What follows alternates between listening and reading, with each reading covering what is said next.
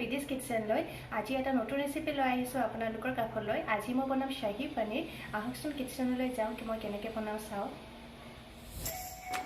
তাৰ কাৰণে মই লৈছোঁ 250 গ্ৰাম পনীৰ, 2টা টমেটো লৈছোঁ, 5টা কেঁচা জলকীয়া, কেইফুটমান নহৰু লৈছোঁ, 2 টুকুৰা আদা, অলপমান খিচমিচ লৈছোঁ, অলপমান কাজু বাদাম, লং ইলাচি দালচিনি লৈছোঁ, 2টা ডাঙৰ কেঁচা পিঁয়াজ, বাতিটোত লৈছোঁ ডাঙৰ চামুচেৰে 3 চামুচ ঘি, আপোনালোকে বাটাৰো ল'ব পাৰে, আৰু আমুল ক্ৰীম লৈছোঁ।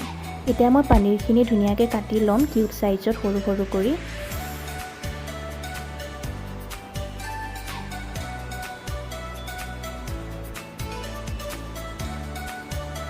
এতিয়া থালিখনত থকা গোটেইকেইটা ইনগ্ৰেডিয়েণ্টছ মই এতিয়া বইল কৰি ল'ম। তাৰ কাৰণে মই গেছত এখন পেন বহাই দিছোঁ। পেনখনত মই একো দিয়া নাই আৰু এতিয়া থালিত থকা গোটেইখিনি ইনগ্ৰেডিয়েণ্টছ দি দিছোঁ।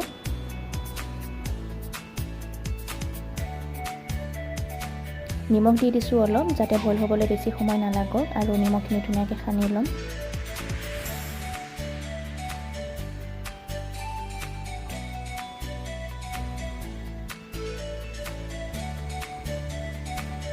এতিয়া মই পানী দিম। মই আধা গ্লাছ পানী লৈছোঁ আৰু ঢাকন লগাই দিম এতিয়া হাই ফ্লেমত 10 মিনিটৰ কাৰণে বইল হ'বলৈ। এয়া 10 মিনিট হৈ গ'ল, মই ঢাকনখন উঠাই দিছোঁ। 80% মান সিজি গ'ল, বেছি সিজাব নালাগে। এতিয়া মই গেছটো অফ কৰি দিম। বইল কৰাৰ পিছত অলপমান ঠাণ্ডা হ'ব দিলোঁ, আৰু এতিয়া এইখিনি এটা মিক্সাৰ জাৰত নমাই লৈছোঁ, গ্ৰাইণ্ড কৰি ল'ম। এয়া এটা ফাইন পেষ্ট বনাই ল'লোঁ। এতিয়া গেছত এখন পেন বহাই দিছোঁ আৰু ঘিখিনি দি দিছোঁ।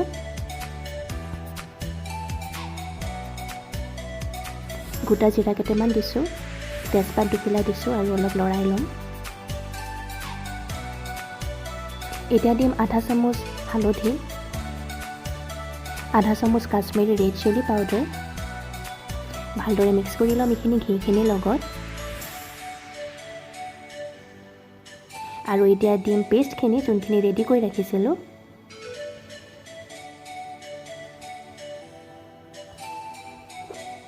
আৰু ধুনীয়াকৈ মিক্স কৰি ল'ম।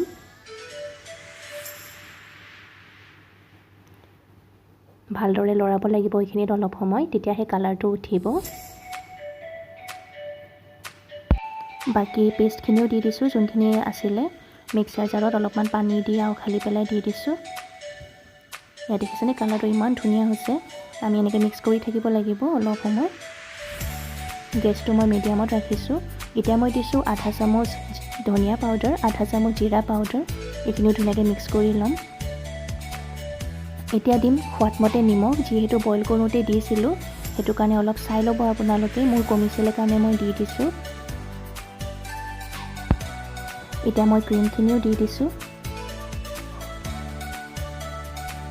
ক্ৰীমখিনি দিয়াৰ পিছত এটা ধুনীয়া কালাৰ দিয়ে গ্ৰেভিখিনি, বহুত ভাল লাগে আৰু বহুত ধুনীয়া গোন্ধাইছে গ্ৰেভিখিনি। আমি ধুনীয়াকৈ মিক্স কৰি ল'ব লাগিব। দেখিছেনে কালাৰটো ইমান ধুনীয়াকৈ লাহে লাহে চেঞ্জ হৈ আহিছে ক্ৰীম দিয়াৰ পিছত। এতিয়া আমি পনীৰখিনিও দি দিম।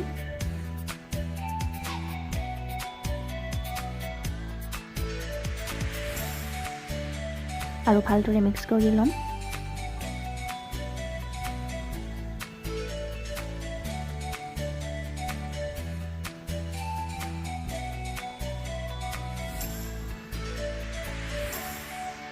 এতিয়া মই ঢাকনখন লগাই দিম আৰু অলপমান উতলিব দিম 2 মিনিটৰ কাৰণে। 2 মিনিটমান হৈ গ'ল, উতলাই ল'লোঁ। এতিয়া মই দিছোঁ আধা চামুচ গৰম মছলা আৰু ভালদৰে মিক্স কৰি ল'ম গ্ৰেভিখিনিৰ লগত। আমি আকৌ এতিয়া গৰম মছলা দিয়াৰ পিছত আৰু এবাৰ ঢাকি দিম, যাতে ধুনীয়াকৈ গৰম মছলাখিনি ফ্লেভাৰটো আহক গ্ৰেভিখিনিত। 1 মিনিটৰ কাৰণে ঢাকি দিছোঁ।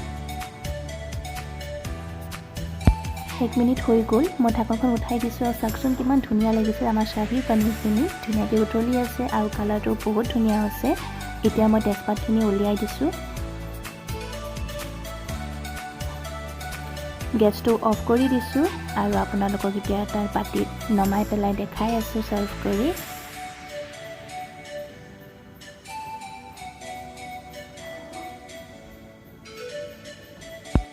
এতিয়া মই অলপমান ক্ৰীম ওপৰত গাৰ্নিছ কৰি দিছোঁ।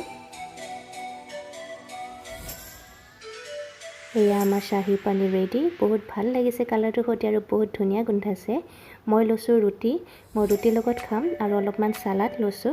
আপোনালোকে যিহৰ লগত ভাল পায় খাব, পোলাও লগত নহ'লে পৰঠা নহ'লে নানৰ লগত। আপোনালোকেও ট্ৰাই কৰিবচোন যিসকলে ট্ৰাই কৰা নাই। কিমান কম সময়তে আমি ইমান ধুনীয়া এটা ডিছ বনাব পাৰোঁ। আপোনালোকে নিশ্চয় এবাৰ ট্ৰাই কৰক, খাই বহুত ভাল লাগিছিলে। এবাৰ ট্ৰাই কৰক আৰু খোৱাত লওক। কেনেকুৱা লাগিলে বাৰু আজি মোৰ ৰেচিপিটো শ্বাহী পনীৰ? আপোনালোকেও বনাই চাবচোন, বহুত ভাল লাগিছিলে খাই। বহুত কম সময়তে বনোৱা যায়। যিসকলে ট্ৰাই কৰা নাই এবাৰ বনাই চাব আৰু খোৱাত ল'ব। আৰু সেইটো এটা ৰিকুৱেষ্ট কৰিম, যদি ভিডিঅ'টো ভাল লাগিলে লাইক কৰিব আৰু যিসকল নতুন মোৰ চেনেলটো ছাবস্ক্ৰাইব কৰি দিব। তেনেহ'লে লগ পাম নেক্সট ভিডিঅ'ত নতুন ৰেচিপিৰ সৈতে। থেংক ইউ ফৰ ৱাচিং। Bye bye.